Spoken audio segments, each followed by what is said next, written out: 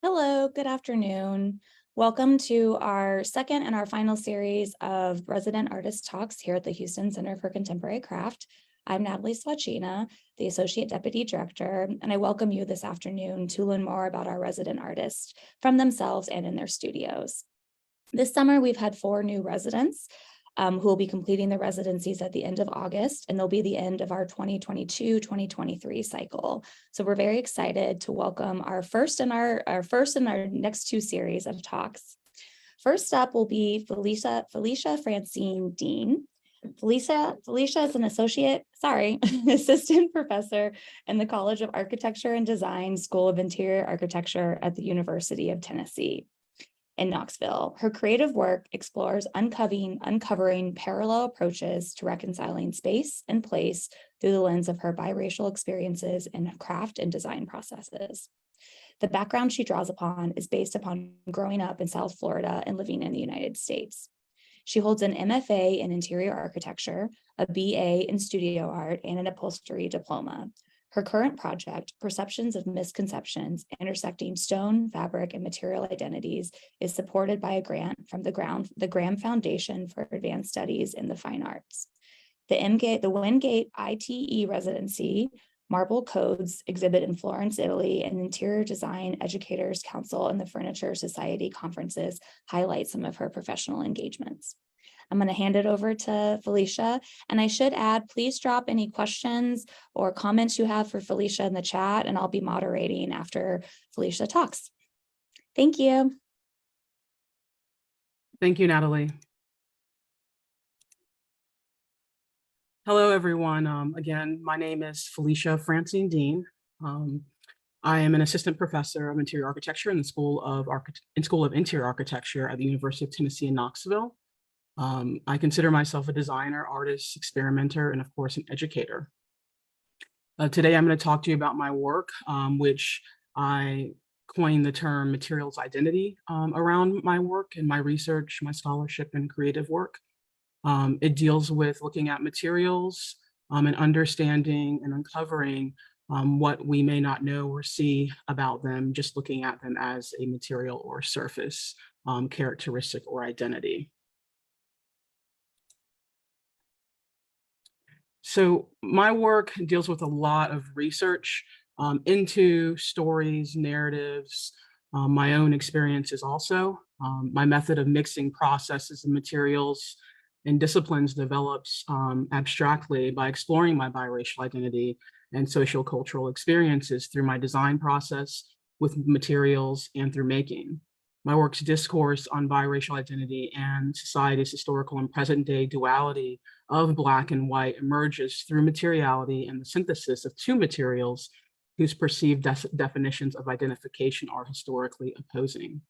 I explore this relationship and expand possibilities of craft, architecture, and interior materials by experimenting with new ways of making, seeing, and knowing. The materials I engage with the process of, I harmonize their stories and create emotional experiences unfamiliar to people's visual and physical communication with objects. As a result, my work uncovers new material narratives, which I refer to as these material identities. So from my background, as Natalie mentioned, I have a background in art, design. I also have a background in textile design, upholstery, interior architecture, interior design, and craft and making, digital fabrication and hand also. So a lot of my work, you'll see furniture work, sculptural furniture forms, objects, textiles. Overall, you'll see textiles as the theme. So for this first selection of series that you'll see of the furniture works, I was looking at specifically upholstery and looking at the narratives and stories and histories of tradespeople in upholstery. I myself understood that the work that a tradesperson does obviously has a lot of skill behind it. And with that skill comes a lot of knowledge that goes beyond understanding things through a design, craft, or even art perspective, and knowledge that can actually extend the idea of what upholstery is and the potentials and the possibility. So with this, you'll see me manipulating materials such as stitching hard and soft surfaces together, stitching fiberglass and fabric together here for this particular piece. You'll see me looking at more three-dimensional surfaces also, making it to where the surface is not 2D and flat like traditional upholstery, but rather has more three-dimensional form, texture, and engagement with the viewer or the user for the tactility of the surface. You'll also see me experimenting. In the previous work, you saw that the experimentation was with sewing and stitching fiberglass. This, I was lash knotting metal together. So this entire piece is held together by lash knots, except the two exterior profiles to actually suspend these metal pieces, these metal rods in between one another. And it also speaks to the knotting that takes place in the sewing and the stitching in the upholstery. The structure also references that too by having these forms of connection and structure that create the chair itself. You'll also see experimentation that I do thinking about narratives and the ability to push upholstery beyond a two-dimensional surface with work such as this, in which I use a lot of CNC milling too, and digital fabrication in the work. So I'm merging hand and digital with sewing and stitching, but then also using it in ways where I can create other forms that are able to be simplified and coordinate with the structure to the upholstery itself. In this particular case, you can see the core of the seat itself, the stool has been CNC'd and then fiberglassed over, but all the work is done through hand stitching. It's really important for me to have a conversation between the materials within the work itself. From the detail image of the surface pattern, you can tell there are small little gray dots, even just as minute detail in order to balance or unify the actual form out is important in the conversation of thinking about two things, the duality of two things coming together and how they are perceived and internalized. This particular work here was a moment in time in which I moved to thinking about art and craft in addition to design. So the former work that you saw was really design focused, manufacturer focused, hand, digital making, digital craft focused also. However, as I began to question more the difference between art and design, specifically due to my background, I began to think about what makes those differences. And a lot of that came through my research of craft theory and understanding the emotional connection art has, while of course the physiological and the physical connection objects and architecture and furniture has. So I wanted to begin to think about this coming together of these multiple disciplines and how can I begin to think about them as merging them rather than being so separated. For this particular piece, I worked on thinking about my own history. In this particular piece, it is based on the blue hole called Dean's Blue Hole in Long Island, Bahamas. I have family from that area. My last name is Dean, and that particular blue hole is called Dean's Blue Hole. It used to be the deepest in the world, and so I really wanted to focus something that I had a connection with more emotionally with this. And when I looked at the research on it, it's a free diving blue hole. So erosion happens and there's basically a drop in the earth in the ocean, right off of the land. That's about 663 feet deep straight down. So I created a piece based upon that interior space, that interior envelope of what that space could be like by imagining a fabric-like form for that interior space itself. So as you'll see, my work always touches on fabric in some way, shape, or form. Fabric is the number one kind of thing linking everything together, but it's also abstracting the fabric and making it to where we can understand the material of stone as not necessarily a hard surface, but it is also a soft surface. Stone does bruise. So by giving it this kind of tactile quality of fabric, it allows us to understand this material in new ways. I then applied the same kind of ideas to wood in some works that I did.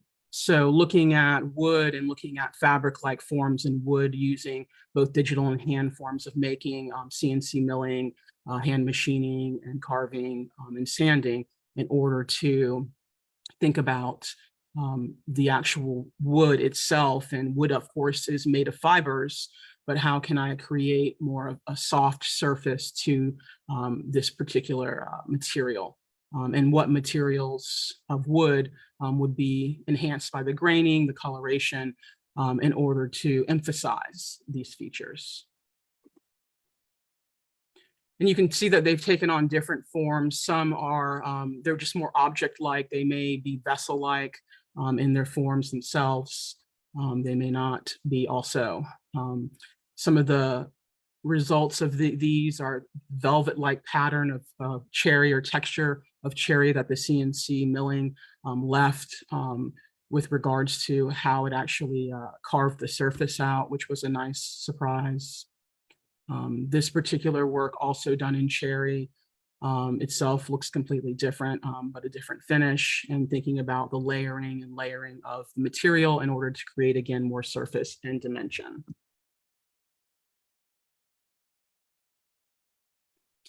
And for this last one, this particular piece here, so I say I'm an experimenter.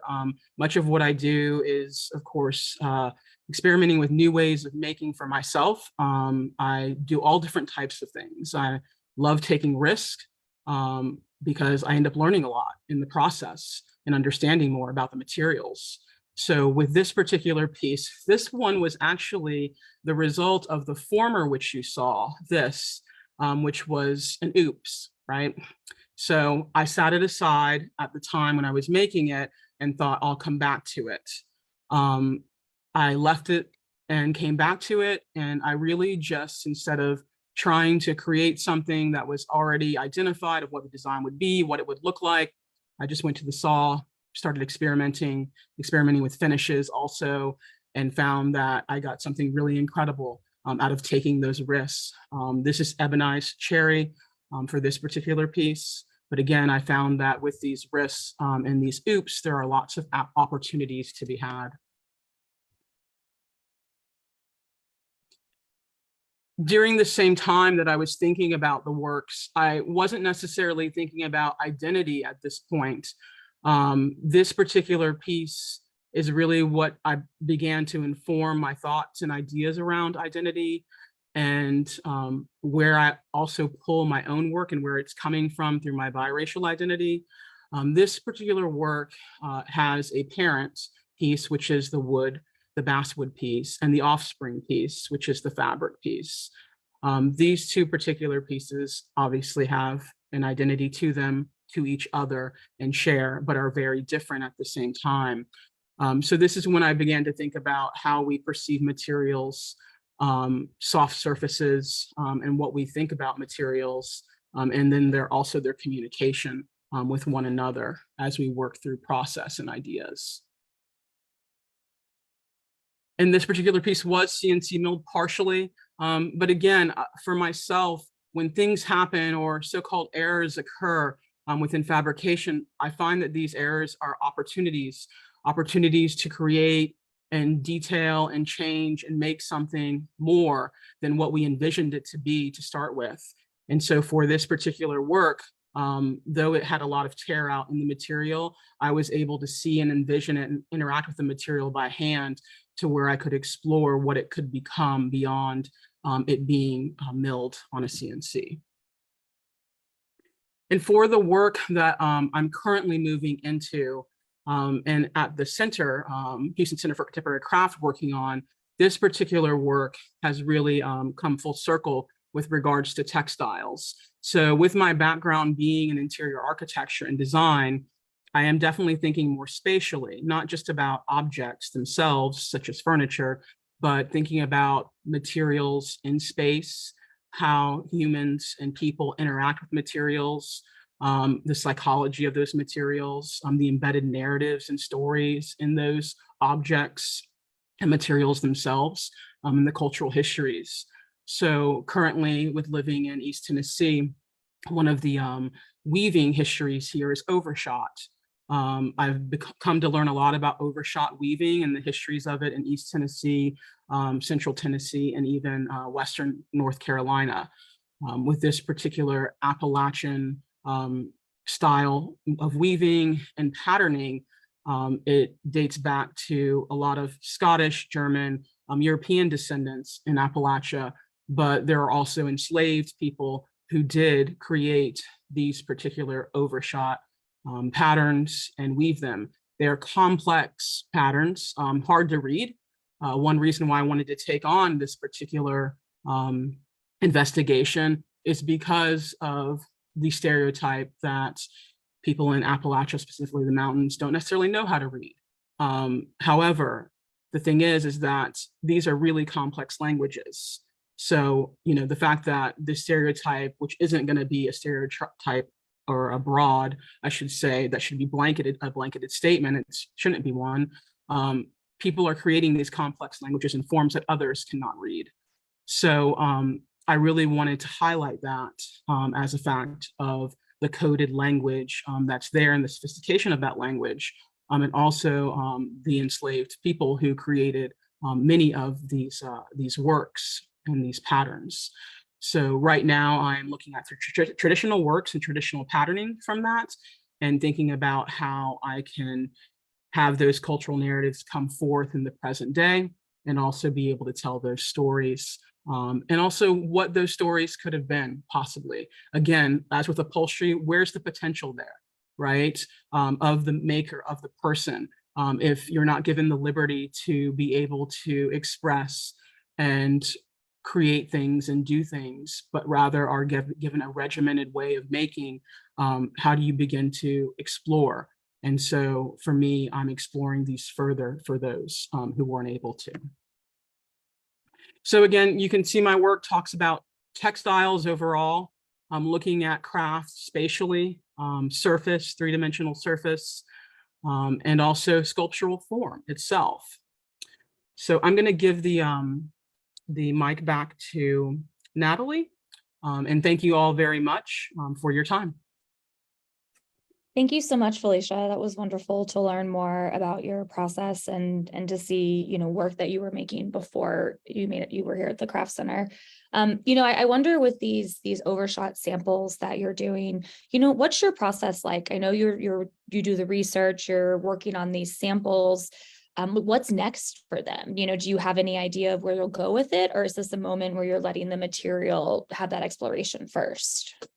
So for me, a lot of it is definitely the intention. I find that right now with digital fabrication and the hot thing of craft happening, right? People just kind of want to pick up on something and not really understand it, and really just give it the attention and the time it deserves within, putting something out there. So I feel like I'm there with that. And now it's about how those visually are presented, right? So thinking about, again, kind of how I'm expressing the narratives of, such a sensitive topic, right? Because I'm not necessarily, looking to focus on enslavement at all. I'm more looking to focus on the optimistic part of what the potential would have been, right? Understanding kind of the future, how we can even see and think about these patterns and forms in new ways. So for me, that's where it's headed after working with the traditional patterns, and for myself, understanding those complexities and weaving them myself. And then also thinking about how they are even presented. These large, because these are bedspreads, right? This is what they typically were. And they were also used in Caucasian and white families that as photo backdrops. So I'm trying to understand, when these are exhibited, what is the presentation like? Because of that experience, again, that someone will have with the object, and not just as a piece of artwork itself, but spatially. So those are the things I'm questioning right now and where it will head. Yeah, that's really interesting. I can't wait to see how that display and what happens. You'll have to keep us updated in the future. Something that I think is really interesting for you being here at the Craft Center is coming from this background of interior architecture and your studio practice as well. But could you talk about that as this intersection of someone who, studied interior architecture, is a professor of interior architecture, but also has this craft practice? And I see them more as so much more parallel than differences. I think it brings you to really that material study and research, but maybe you could talk about that intersection a little bit. Yeah, I mean, I think, I grew up in South Florida. I think I've told the story a couple times where, you know, being an undergrad in college, I didn't realize people made furniture, right? Like you just got it from a catalog until I had a class that they're like, okay, you guys can design a piece of furniture. So I think there's these, unless we're exposed to certain things, we don't really know what's out there. And so I've been exposing myself to a lot of different ways of making, right? I think that comes from that. But also, I think this intersection, I think a lot of it is the idea that, right, I got an undergrad degree in art, studied graphic design, like focused on that, but did a lot of making because I wasn't sure about what art would look like, right, as a career outside of it. And then I realized I really like to make functional objects and things. So that moved me to the furniture work. However, within my background culturally, with being Bahamian and also being from Florida, Central Florida area, my family is originally from, there's a lot of basket making, there's a lot of quilting, there's a lot of, palm making in the Bahamas. So I began to really think about that more when I started thinking about the overlap of art, craft, and design, and the fact that these aren't really separated things necessarily, that there is a link between these. And so that's how it really came about. Mhm. That's really interesting. And, we've had other furniture makers in the past who have been, trying to rethink, what does the chair mean? What does furniture mean? That are having these similar conversations, which I think are wonderful for our visitors to hear, because often, people don't think about that and don't think about, how is it made? What if you change this material? What if this has changed? So I think those are really wonderful conversations and important. One thing that also strikes me is just your wide variety of mediums that you use and tools. How are you learning all of these tools? CNC, milling, digital fabrication, wood carving. It feels like you've tried a little bit of everything. And how do you teach yourself these things? So when I went back to my grad degree, so it's just, I feel like I'm part of a generation, like, had VCRs and CDs and then the internet and email. So like, I'm part of this generation of like the analog and the digital, of where like things transition. So I can kind of go back and forth. And so by the time I did grad school, it was more like digital fabrication, right? So, but I had all this kind of analog background. So for me, it's really just about understanding where things are going. I tried to think about what's happening in design, where things are going, and understand that portion of it. So that's kind of how I got more into digital work. But I also focused more on craft because I wanted to retain the warmth of the handmade. I felt like what I was seeing within architecture and even interior work for object making that was digital fabrication was very cold. A lot of parametric design work, which is very calculated and mathematical, kind of losing that almost human element to it, to that hand. So that's when I began merging more. And I mean, a lot of those things like welding, I picked up, in undergrad and art school. Carving stone is much like carving wood, honestly. So those things really overlapped. Ultimately, sewing, I've sewn forever by hand. My first sewing machine was an industrial sewing machine and in upholstery classes that I took. So I never got on my own machine to start. And I started with vinyl. So like I took risks. My teacher almost like had a heart attack because he was just like, why do you want to start with that? And I was like, well, I only have one shot, right? If I start with the hardest thing, everything else is easy. So good mentality to have. yeah. That's a really good mentality to have. My final comment before we move on to Juan is that I really respect your sense of experimentation and in that research. The one piece that you'll have to forgive me, I can't remember the name right now, that you made the wood sample and the fiber sample, that you worked on the CNC. I remember you told me that you took a millinery class to start making that. And I think that's so interesting to expose yourself to something like millinery work. And for those of you who don't know, it's making hats and sculpting, and it's very much of an art form, but then taking that and bringing that into your work. I think that sense of adventure and experimentation really shows in that piece. Yeah, that's a really interesting piece because I was in that class at Penland, and I was the only one who was going into research process, which is what I love to do, is research process. So a lot of people there were like, what is she doing? Like they were so confused. They were just like, yeah, she's just kind of doing her thing over there. And the instructor, Wayne Wickren, who is incredible. I just want to give a shout out to him. He let me experiment. He was all for it. He was helping me, and then people started watching me more and wanting to do all of a sudden what I was like doing, right? It wasn't so strange anymore because all of a sudden I was getting these like really fantastical forms, basically.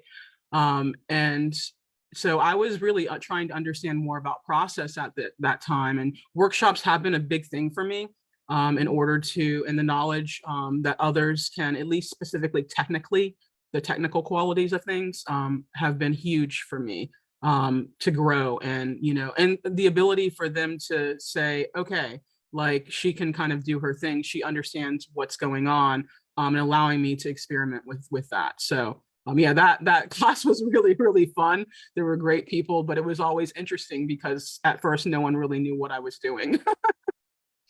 Well, that's really interesting. Well, thank you so much, Felicia, for sharing about your practice. I personally can't wait to see how you continue working on your overshot samples, and what happens to them, and how you display them in the next, leg of this journey. But thank you so much for sharing about your practice today and your history of yourself. And we really appreciate you being here at the Craft Center.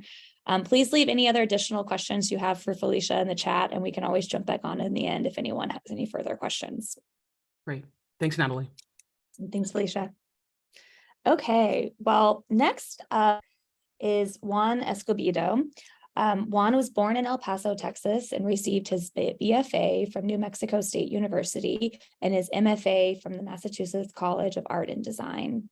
His work has been exhibited in San Antonio at Blue Star Contemporary, Centro de Arts, and the Southwest School of Art, in Boston at Mass Art Ex Sawa, and in Darmstadt, Germany at the Darmstadter Session for the World Heritage Festival. His work has been recognized through awards and grants, including a Cultural Futures Fund grant from Tufts University Art Galleries, a consultancy at Andy Warhol Foundation for the Visual Arts, and Actos de Confianza grant from the National Association of Latino Arts and Cultures, and a Luminary Artist Foundation professional development grant, as well as a residency with Casa Lu in Mexico City. So I'm going to hand it over to Juan to share more about his practice. Awesome. Thank you, Juan. Hi, everybody. So I'm going to share my screen. My presentation will be not as formal as Felicia's. I was listening to Felicia. It sounded really beautiful, but I was also like, wow, that's a hard act to follow. But I'm going to sort of go back and forth between like exiting the slides and so I wanted to talk about sort of some work that I was doing in grad school. A lot of the conversations or a lot of the questions that I've had while being at the residency is, where did this all start? And so I wanted to show you all this installation in grad school. I was doing these really large installations made out of cardboard that consisted of making or creating these landscapes or recreating these landscapes that I lived in. While I was doing it in grad school, I was talking a lot about nostalgia and memories. And the real, I think, thing that was happening was that I was basically homesick, and I was just recreating these homes that I lived in.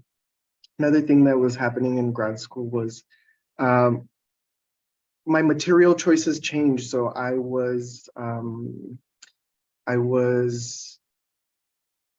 a painter in undergrad. That's what I studied. And I went into a painting program, but ended up creating cardboard sculpture and installations out of necessity. And I can talk a little bit more about that in a little bit, but I wanted to go on to this next sort of image. And when I graduated from grad school, I was still really invested in cardboard. This is a really bad image, but really invested in cardboard and the landscapes. I was again recreating um, these spaces that I lived in as a kid or that I inhabited or I visited my family. But I had to, of course, downsize. I could no longer create like these giant installations that I was creating in grad school. Um, I still had big plans or I still had big ideas about installations that I wanted to create. And one of them was this installation called Full House, which I have not made, right? And hopefully I can still make in the future. But it consisted of sort of like these overlays of different homes and different spaces and sort of a confusing installation that an audience could walk through. I didn't have any money or any funding to create this installation, so I thought that I could break it down into components, and one of the components would be these little shelves that were supposed to be in this cardboard trailer home, this full-size cardboard trailer home. And so I created these little, what I call repisitas or little shelves, I mean. And I was just creating them, making them, wasn't really showing anywhere. I was just making them because they felt correct. And I was just stuffing them in a closet. Eventually the closet sort of filled up, and what happened is that I started clipping these to hangers, and they were just hanging in the closet, not really doing anything. And then one day I sort of opened the closet. I guess I was going to make something, and this is actually an image of that. And I suddenly realized, okay, I can make clothes. It was sort of like, I don't like saying this, but like a eureka moment. I was like, okay, I can just make clothes, right? And I was making other stuff. I was making these big headdresses. Some of you might know of Houseman, which I started off as collages and then turned into videos. But I always was thinking about grounding it in some kind of reality. The Houseman images always turned or became very like sci-fi or fantasy like, and I wanted to see if I could create something that was based on something that we already knew. And so the first ever piece that I created was this trench coat in 2017, and I attached this this description to it. I started thinking about how to rebrand like growing up poor, I guess you could say. And I guess in like a, I mean, it's something that me and my friends always did. We would just like sort of make fun or poke fun of sort of like our traumas or something. And so I created these catalog descriptions and then started creating clothes that were made out of cardboard, that depicted landscapes that were familiar to me, or materials, well, landscapes that sort of like evoked um, landscapes and materials that evoked like spaces that I had inhabited. And so I created, or I thought like, okay, maybe I can create like this pretend satire brand, right? And so this is where the by J-esque sort of brand came about, or the name came about. It was sort of a play on J. Crew. And I continued making the work and then just adding these sort of like slightly petty, funny, quippy descriptions to each of the clothes. So like, for example, this one, I think it was for some trousers. It says, feeling down, boyfriend dumped you, systematic racial oppression making you blue. These new tentatively trailer trousers by JS are here to help. At such a low price, they're sure to make your life easier with socioeconomic and cultural identifying appliques that let you and everyone else know exactly who you are. And so it continued that way. And I was making these cardboard clothes. They made sense to me, and some people would see them and they were like, okay, this is interesting, but not necessarily understanding what was happening. In I want to say 2020 or 2021, when did the ERCOT outage happen? I think it was 2021. I was stuck in my studio in my house and just making stuff. And I had heard something that some of the like wealthier or like nicer areas in San Antonio hadn't experienced any kind of outages. And I guess that made me a little bit angry. And so I was thinking about like my work, I was thinking about brownness, I was thinking about the cardboard. And I was thinking, what would be the equivalent of this? And so a simple answer to that was white paper, right? And white mat board. And so this sort of like brought about a whole other, sorry, this is like a whole other dimension to the work. I started thinking about, well, not I started thinking about, but the moment I introduced the white paper and the white homes, they sort of started to make sense to people, a lot more sense. And I think because they saw the white paper and the white homes as this neutral identity and this neutral material that was recognizable. This is, I want to mention and a shout out to Ivy League, which is led by Vicky Lee and Isaac.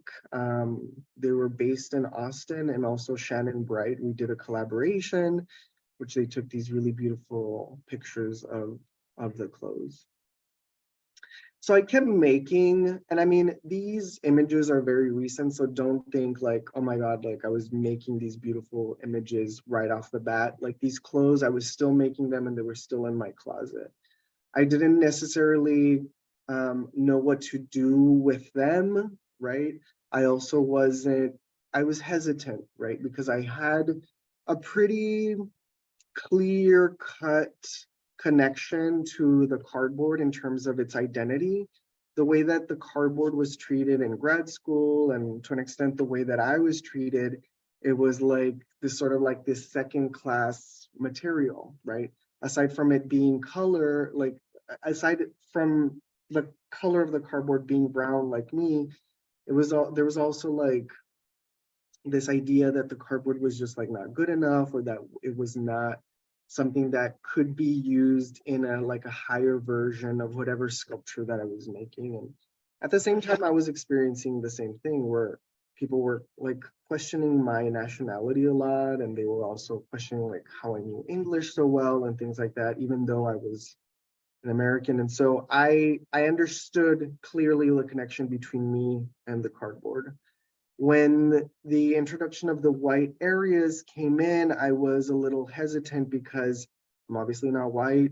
I come from a lower socioeconomic background. And so how can I take on these identities or put them on clothes that are gonna, at that point, were only going on my body, right?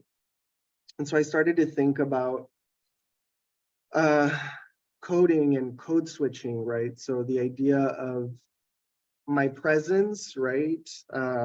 Having in the past when I was young, the idea of like having to mitigate my presence in order to maneuver through social situations, and that this was another level of that, right? So I was no longer, I mean, I was this kid from El Paso, but once I went through this academic setting that was heavily coded in like what I sort of feel like is white language, right? It's universities and academic settings are made and were created for white people. And so I acquired this code for myself, or not for myself, but I just acquired it in general. And so now I'm able to like explain the work and talk about it. And so I think that this is sort of where these what these clothes are doing, right? They're sort of referencing or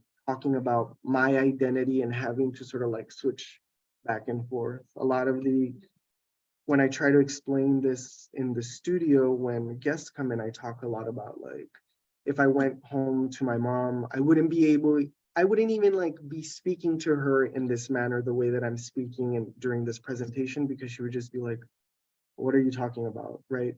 And so it's these like language differences between like cultures, not just of race, but also of socioeconomics that are coming into play, and that I've had to, I guess, what's the word? really try to break down for myself so that way I can explain what I'm doing.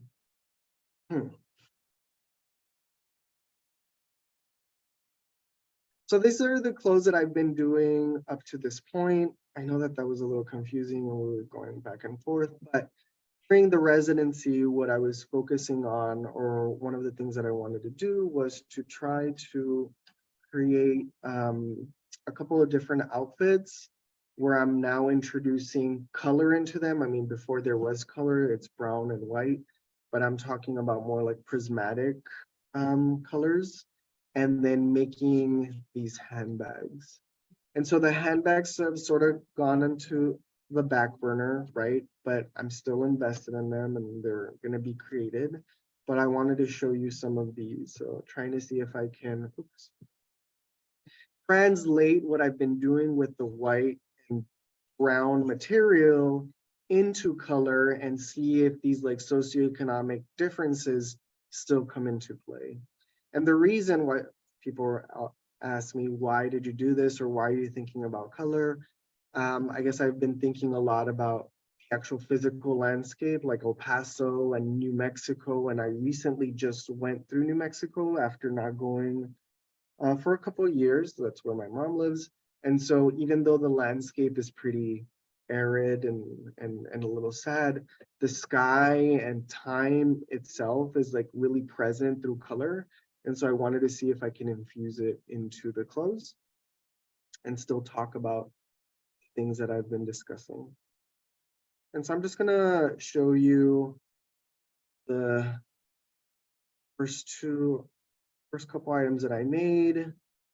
I went to the Menil Museum and I saw this suit, which I thought was really awesome.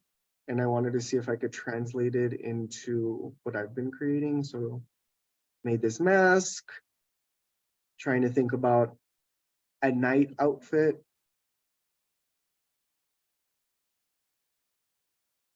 And that's all I have.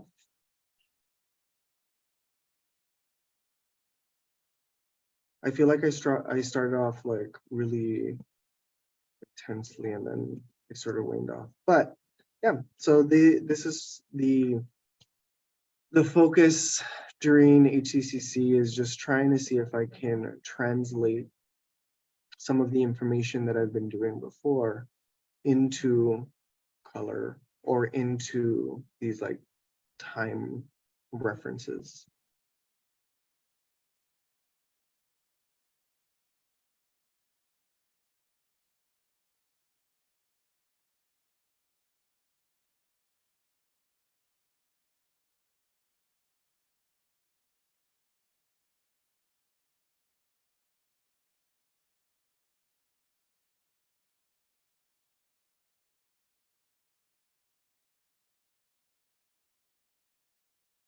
All right, Natalie, are you still with us? This sounds like a Are signal. you ready for a couple of questions? Yes, I am.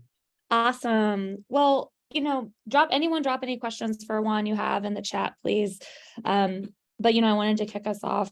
Could you talk about that transition from your clothes being on the wall to wearable? I know you talked about that moment when you had the, Eureka moment, but what does it mean now that, everything that you're making now is wearable? What was that transition like? And what does that mean to your work? Do you ever see yourself going back to, just on the wall, or is this, the direction you really see yourself going now? Yeah, so honestly, like I've had people wear the clothes, and that's a lot of people have asked me about that question a lot, about like, how do you activate these clothes and do people wear them? And I feel like the clothes and the houses are substitutes for a figure, right? So I actually prefer them like on a rack or on a shelf or on the wall rather than people wearing them, only because then people can imagine themselves and project themselves onto the clothes. So it's sort of like going to Forever 21 or going to Target and like you're browsing through clothes stacks or racks or whatever and saying or thinking to yourself, could I fit into this? what would happen if I wore this? And it's sort of the same thing with these, except that what you're taking on is these like perceptions, whether negative or positive, right? And these perceptions about race and also like your economic background, I guess. It's interesting to me that, you know, once you moved into were you using the white mat board with the cardboard, that finally clicked with people about, you know, really driving home the message of what you're doing.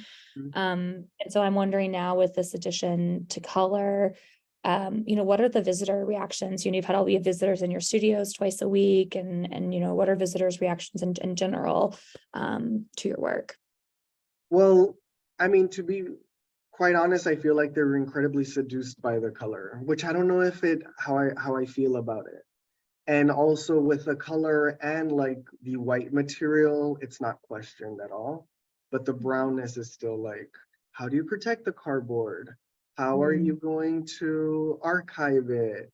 Is it like things like that where like the night outfit that I'm making it out of, I'm making it out of a combination of really nice drawing paper that you can get from the store, but also just like gift wrap paper, which I'm pretty sure is probably not archival. So yeah, I think that they like it. They're seduced by it. I'm seduced by it, but I'm also like, what does this mean? And so I guess maybe it'll take another 5 years for me to figure that out.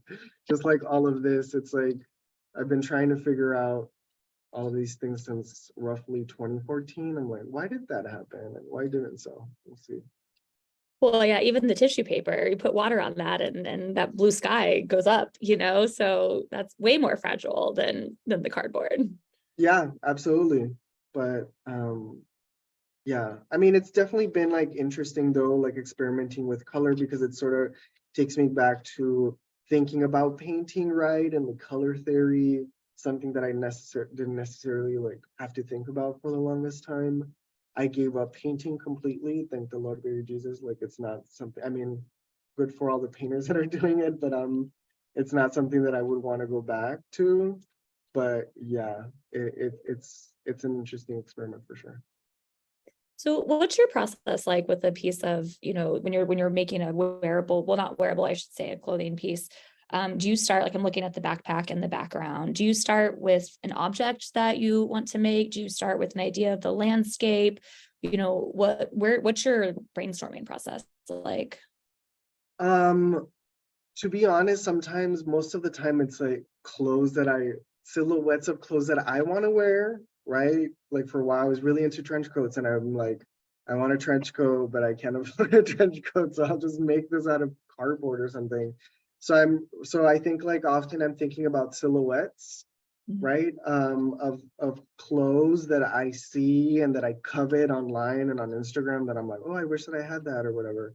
And then save it, screenshot the thing, and then after that I sort of break down the shape and then start thinking, okay, what can go on here, right? Sometimes it can be based off of like a particular house that I have in mind. So for a while I was really obsessed with the Beetlejuice house, the one that Delia over, like when she took over and she did it or redid it, I mean. And I was like, where can I put this house, right? And so that's one thing that happens. Sometimes it's more like creating a landscape around it. So like I'll show you the shoes that I'm making. I don't know if you guys are gonna be able to see these, but like We can see them. sort of saw the silhouette and then I started the landscape, I think, is more prominent at the house. Maybe the house will be incredibly tiny. We'll see how that goes. So, yeah, it varies. But I think it starts with the silhouette of the clothes. And then from there, thinking about what textures. Is it going to be a fully white object or fully brown? And then go from there. That's really interesting. So what's next for you after the residency? You'll be back in San Antonio? Back in San Antonio teaching. There's a collaboration that's happening with Luis Valderas, my mentor, that's we've been building up to for, I want to say, the spring, which is a collaboration of like various artists that are coming together to sort of make work around the summer solstice. And then after that, I'm going to a residency in Berlin. So through contemporary at Blue Star, which I'm really excited about, but yeah, that's what's happening. That'll be And interesting to see. making more night outfits, I guess. I'm really invested in these night outfits right now. Okay, so are the night outfits all black as well? Are you dyeing them? How are you making them? They're all black paper or dark blue paper or violet paper. And then I think not necessarily for here, but I think once I get back home, I'm gonna start incorporating like little lights in them to see if I can light them from inside and see like, yeah, like another dimension to it or another aspect of it. I can't wait to see them lit up. That's going to be amazing. Especially if you have like the street poles and I can see street lights. Like my imagination's going wild. Yeah. It is interesting though, after experimenting with color this summer, that you're kind of back now settled on a monotone and back to this black. You know, it's like you've done this experiment in color and it's led you to black. Oh my God, I know. I should try, but we'll see. Maybe, I mean, I'll keep messing around with the color for sure. I think the tool was sort of nice. I think it just overwhelmed me a little bit. But if I start thinking about like layering tool, right? Because it's just sort of like thinking about like washes or watercolor, like layering and seeing what colors come out of that, it should be fun. So we do have a question from Polly from the chat. She's asking, has the thinking behind the wearables changed what you wear yourself? Do I wear? Yeah, maybe. It's sort of like symbiotic. Sometimes I'll like wear something and I'm like, okay, I'm gonna make this button-up shirt, and then vice versa. Like right now, I've been like making these sort of like muscle shirts, and then I've been cutting off all of my shirts off, you know, like cutting off the sleeves. So it sort of goes back and forth. Well, those of you who are in Houston and can visit Juan in his studio can just see that he has amazing day-to-day fashion as well. There was a scorpion buckle yesterday that I really liked. So, you know, come see his art, but also stay for the outfits. Stay for the fashion. Always stay for the fashion. Well, Juan, thank you so much for sharing your practice and your studio with us today. I love hosting these in the studio as well, so people can actually see what's behind you and you can pull a piece, you know, and show. I think that's really special and really, you know, opens up the studio to more viewers that are outside of Houston. So thank you for being here. And we really appreciate you sharing today. Absolutely. Thank you. Awesome. Well, thank you everyone for joining us this afternoon. We will have one more talk next month with our last two residents of this cycle, Guadalupe Hernandez and Ian Gerson, both Houston based, and we're very excited for them to share their practice as well. So please join us then. Please come see their studios. The residents are here until the end of August, and then we'll have a whole new group starting in September. And so we're excited to see you at the center. Thank you. Have a nice day.